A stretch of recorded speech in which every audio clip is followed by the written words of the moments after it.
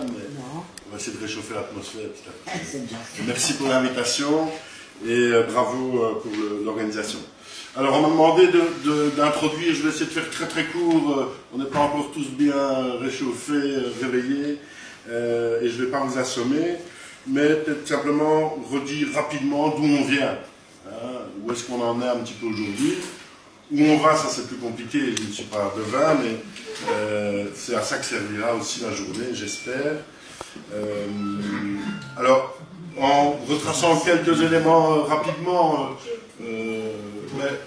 la question de l'habitat en zone de loisirs, parce que c'est ça qui vous regroupe aujourd'hui, elle a émergé dans le débat public à peu près au milieu des années 90. Moi j'ai le souvenir, c'est, malheureusement ça va vous choquer, mais qu'est-ce qui a attiré l'attention?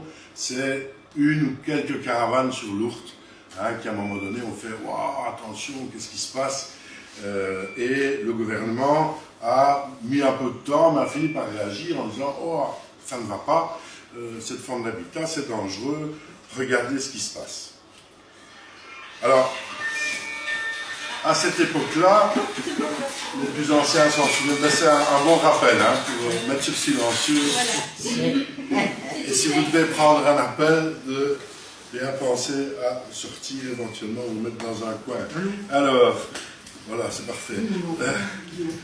La région Wallonne va quand même prendre position, mais il va falloir un peu de temps, et entre les deux, on se souvient qu'il y a pas mal de communes qui ont fermé un peu à tour de bras certains campings de manière parfois assez interpellante. Mais finalement, il y a quand même une position qui est prise et qui va petit à petit d'abord tempérer un peu l'attitude de certaines communes, pas toutes évidemment. Il y en a qui sont plus à l'écoute et plus proches de leurs habitants en zone de loisirs, mais quand même la position principale de la région à cette époque-là, c'est de dire votre habitat, ça ne sont pas des logements. Alors, ça ne doit pas vous faire plaisir de m'entendre vous rappeler ça, mais c'est bien pour rappeler d'où est-ce qu'on vient. Le plan HP met quelques années à se mettre en route, à se concevoir. À l'époque, moi j'ai rigolé en disant que on parlait de plan pluriannuel, ça voulait dire qu'il fallait plusieurs années pour le concevoir, parce qu'il a fallu quand même attendre 2002 pour qu'on l'imagine, et puis 2004 pour qu'il soit mis en œuvre. Et vous le savez, le plan HP, il comporte deux phases. Hein. La première, c'est tout ce qui concerne les campings des zones inondables, pour lesquels il y a deux perspectives.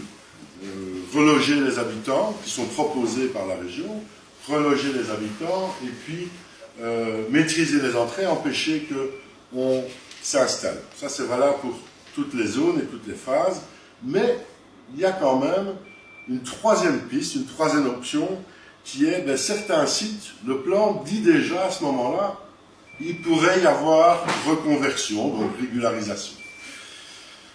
C'était en 2002, on est quelques années après.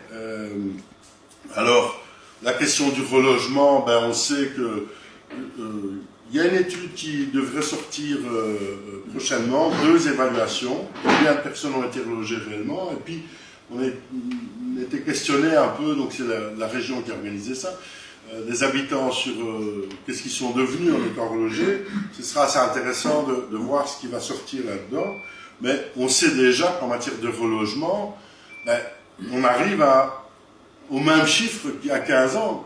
Vous êtes aussi nombreux, voire un petit peu plus nombreux, donc ça veut dire que ça ne fonctionne pas. Et je pense que vous le savez, il y a des gens qui demandent à être relogés, aidons-les, soutenons-les, ça paraît clair, mais la plupart d'entre vous, c'est pas ça que vous souhaitez. Et puis, il y a aussi le fait que la maîtrise des entrées, c'est faire comme s'il n'y avait pas de problème de logement de manière générale. Pourquoi est-ce que vous allez habiter dans les zones de loisirs? C'est parce que ça vous permet aussi d'avoir votre logement avec un budget qui est un peu serré, etc. Et c'est beaucoup plus compliqué, en tout cas, de devenir propriétaire dans le marché traditionnel. La maîtrise des entrées, elle va aussi poser plein de problèmes, notamment en matière de domiciliation, etc. qui font que ce n'est pas toujours évident d'accéder à ces droits. J'accélère un petit peu et je fais un petit saut dans le temps. Tout ça, c'est les conditions que vous connaissez, des attitudes parfois bienveillantes, mais pas toujours de la part de certaines communes, la région qui a du mal à se positionner et qui part toujours du principe que ça ne sont pas des logements conformes et que ce n'est pas là ni comme ça qu'il faut habiter. Grosso modo, je simplifie, mais c'est à peu près ça la position pendant quelques années. Et puis, il y a quelques avancées. Je passe sur Résater, qui était déjà une première liste de sites qui étaient reconvertis. Ça n'a rien donné concrètement, mais on voyait que cette intention, cette idée, moi je dis quelque part cette promesse, hein, que des zones de loisirs pourraient être reconnues, était rappelée un peu à travers ça. Malheureusement, ça ne produit pas d'effet, ce qui est toujours décevant, parce que si on attend et qu'on espère quelque chose et qu'il ne se passe rien, c'est pire que si on n'attend rien. Mais 2012, une première avancée, elle est très symbolique parce que concrètement, elle n'a pas changé grand-chose dans votre vie, mais pour la première fois, on a un texte de loi qui dit, eh bien, votre habitat, vos caravanes, vos chalets, là où vous vivez, avant ça, c'était considéré comme des abris. Pas gai à entendre, mais juridiquement, c'est comme ça qu'on disait. Mais à partir de 2012, on va dire, c'est quand même des habitations qui ne sont pas des logements, mais c'est des habitations quand même. C'est une première avancée. Elle est très symbolique, elle n'a pas beaucoup d'effets concrets, mais ça veut dire qu'il y a quelque chose qui a bougé là. Alors vous savez, comme moi, pourquoi est-ce qu'on dit que ça ne sont pas des logements? Parce que pour que ça soit considéré comme logement, il faut respecter des critères de salubrité, et tout ce qui ne respecte pas les critères de salubrité, on dit c'est pas conforme, on ne peut pas y éviter. Ici, 2012, habitations qui ne sont pas des logements, mais habitations quand même. Il y a une prime qui est liée à cette reconnaissance. Bon, elle ne fonctionne pas très bien, elle est peu sollicitée, mais elle permet normalement de faire des aménagements, d'améliorer son habitat. C'est des petits montants, de mémoire, je pense que c'est 2500 €.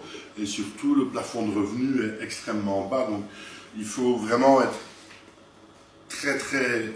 avec des très très bas revenus pour pouvoir y accéder. Alors, il y a 2 ans, en 2017, après, il y a eu ce travail parlementaire. Hein, vous savez qu'il y a les 3 familles, le MR, le PS et le CDH, qui ont désigné des parlementaires de chacun des 3 partis pour dire, ok, faisons une mission, allons sur le terrain, allons écouter les gens, réfléchissons, etc. C'était une ouverture, un espoir assez important, parce qu'on dit peut-être qu'on va rabattre les cartes. Bon, on n'a pas rabattu toutes les cartes, on n'a pas obtenu tout ce qu'on espérait dans ce cadre-là, mais une autre avancée sort de là. Le rapport déposé par les parlementaires prévoit une piste de reconversion à travers ce qu'on appelle les zones d'habitat vert. On va en parler tout à l'heure. Hein. Ce n'est pas la réponse la plus géniale, mais c'est déjà concrètement l'idée de dire on va reconnaître certains sites, hein, et voilà comment on va s'y prendre. Le texte, le décret qui prévoit ça est compliqué, il est mal foutu, enfin il y a plein d'interrogations, on en parlera tout à l'heure, ceux qui sont dans les procédures, ils ont plus de questions que de réponses aujourd'hui, hein, mais voilà une avancée, et puis surtout, combien de sites au total? À ma connaissance, on était avec une liste de 18 sites sur 173 dans le plan HP, donc c'est extrêmement peu. Beaucoup d'appelés, très peu d'élus, mais à nouveau, un texte, une avancée réglementaire qui prévoit la possibilité d'une reconversion. Et puis, il y a eu un gros travail qui a été fait par les associations, droit au logement différent ici présents, mais aussi le centre de médiation des gens du voyage, le réseau Brabançon pour le droit au logement, le collectif Habiter Léger et l'association pour laquelle je travaille, le Rassemblement Wallon pour le droit à l'habitat, pour faire une étude juridique soutenue par la région pour dire comment est-ce qu'on peut reconnaître concrètement ces habitations au même titre que les logements. Et c'était intéressant parce que c'était d'abord mettre ensemble les trois familles, comme on les appelle, les habitants de zones de loisirs, principalement vous aujourd'hui, hein, mais aussi des habitants du léger plus alternatif, des habitants de yurt, de tiny house, comme on les appelle, etc. Et des gens du voyage, parce que vous rencontrez les mêmes difficultés, les mêmes enjeux de manque de reconnaissance de votre habitat. Et cette étude, elle a débouché un peu, on était un peu surpris, mais heureusement surpris, on ne pensait pas que ça allait aller aussi vite, mais sur, à nouveau, une réglementation, un décret, habitation légère, qui reconnaît que la caravane, le chalet, la roulotte, la yourte, à une série de conditions, sont considérés, alors on n'a pas dit comme des logements, parce que c'était un peu compliqué, il fallait respecter les critères de salubrité, mais on a dit, ce sont des habitations légères si elles remplissent une série de critères, et les critères sont assez larges, et le Parlement a repris les critères qui avaient été proposés par le groupe qui portait cette étude. Donc, alors, c'est pas, ça ne règle pas tout, mais à nouveau, c'est important. Maintenant, il y a une loi qui dit, ben, c'est légal, ce type d'habitation, ça doit être reconnu comme tel. Il ne faut pas sous-estimer ce que ça veut dire, hein. Ça ouvre des pistes, ça ouvre des portes, même si concrètement, il faut encore voir comment ça va être appliqué, il y a encore du travail à faire. Et là, on a une avancée sur l'habitat, la caravane, le chalet, etc. Pas encore beaucoup sur le sol. Il y a la zone d'habitat vert, mais il y a encore des choses à faire sur l'aménagement du territoire. Mais voilà une avancée importante qui aboutit à un décret qui a été voté le 2 mai 2019. Il faut des arrêtés d'application, mais je ne vais pas être technique, pour que ça soit concrètement mis en œuvre. Mais on a bon espoir que ça débouche et il y a un travail qui continue. Vous serez sollicité pour réfléchir avec nous à ces critères pour le mettre en œuvre. Alors, on en est un petit peu là aujourd'hui. Il y a des choses intéressantes aussi. Je ne vais pas les détailler en long et en large maintenant, mais dans l'accord de gouvernement. L'accord de gouvernement, la déclaration de politique régionale, c'est super important parce que c'est le cadre sur lequel l'ensemble des partis de la majorité se mettent d'accord et disent on va travailler là-dessus. Ce qui n'est pas dans l'accord de gouvernement, c'est compliqué, qu'il y ait des avancées. Ce qui est dans l'accord de gouvernement, le gouvernement est tenu de faire avancer. Eh bien, là-dessus, il y a une série d'éléments qui concernent les zones de loisirs et notamment la poursuite du plan HP. Ça, c'est pas spécialement une bonne nouvelle. Il faudra voir comment est-ce qu'il est poursuivi. Si c'est pour continuer à reloger, maîtriser les entrées, on sait que ça ne fonctionne pas bien. Mais il y a la perspective aussi de revoir le décret zone d'habitat vert, hein, donc de dire ok, c'est pas exactement parfait dans l'application, donc on va essayer de l'améliorer et surtout de le simplifier et il y aura d'autres listes, on l'espère, pour la reconnaissance d'autres sites. Il y a d'autres éléments à nouveau dans cette déclaration de politique régionale, mais j'ai promis que je ne serai pas très long et donc je ne vais pas aller beaucoup plus loin, simplement dire vers où on va. Ben, on verra tout à l'heure, il y a le ministre du Logement qui sera présent, ça me paraît un bon signal.